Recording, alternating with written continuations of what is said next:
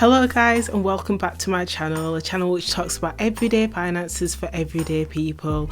If you're new around here, my name is Cheryl and I share my financial journey online. I've received so many questions asking, how do we use the budget sheets, how do you budget? And I thought today I'm creating my March budget anyway, so why don't I just record the process and talk you through. Now let's get started with the video. If this video is useful for you, if you like it, don't forget to like and subscribe. The planner I'm using is the planner I created a couple of years back and released last year, and this is the FMF budget planner. It's a flexible planner that's completely undated and allows you to pay your bills, to save and also to spend as well. So in this video I'm going to share with you how I use it and how I populate mine. I don't actually share my bill numbers, but I do share my spending numbers, so I will insert a screenshot of my fixed tracker. So the first thing I'm doing is I am populating my sinking funds section with my savings. So the first one is Christmas. So I'm currently saving for Christmas, birthdays, car repairs and household.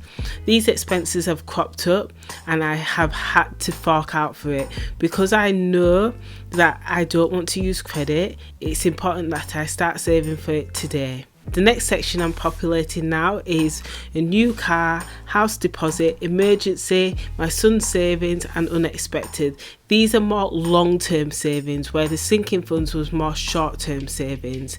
And both the sinking funds and the savings all have amounts of £5 other than the house deposit. Now the reason why I've chose £5, I'll have to link this in a separate video, but the reason why I've chose £5 is because it's an amount that's affordable but that I don't miss.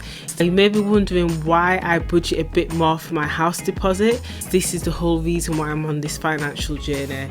The whole reason why I'm trying to clear the debt and trying to live a debt-free life is because I want to buy a house. So this is the main thing that motivates me.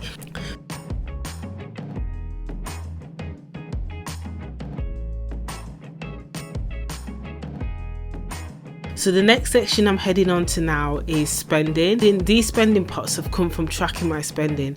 I realised that I was spending roughly around £100 on treats a month.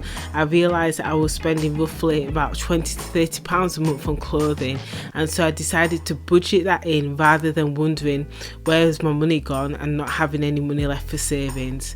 So the next thing I do is add my spending in.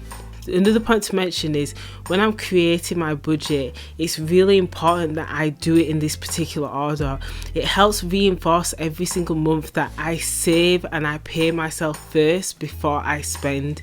And then when payday arrives, I always ensure that I tick these off and I make sure I save before I spend a single penny, because I don't want any excuses as to why I cannot save any money. So right now I'm just populating my spending pots. The final bottom section is other, and these are items, just other expenses. So it's childcare, investments. I should actually add that to my savings section, to be honest, but childcare, investments and my son's spending money. So these are just those other expenses that crop up.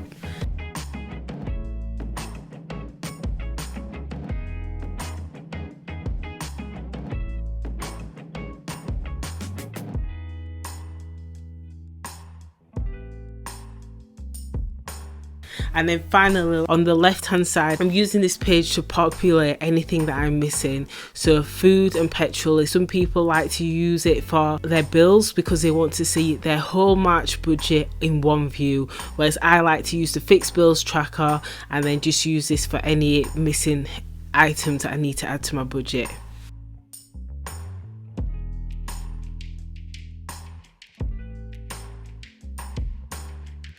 The next thing I'm doing now is I'm just totaling up each of the categories. So I'm totaling up the sinking funds, the savings, the spending, the other, and just getting a total. What I want to ensure is that this amount here is not too much, because if it is, then I'm going to have to reduce some of the amounts, but so far it's perfect. And what I'm aiming for is a balance of 0 between my paycheck and then my fixed bills and spending categories as well. So finally, as you can see, I've just added some colour to my budget budget sheets because I love to make them look nice and pretty.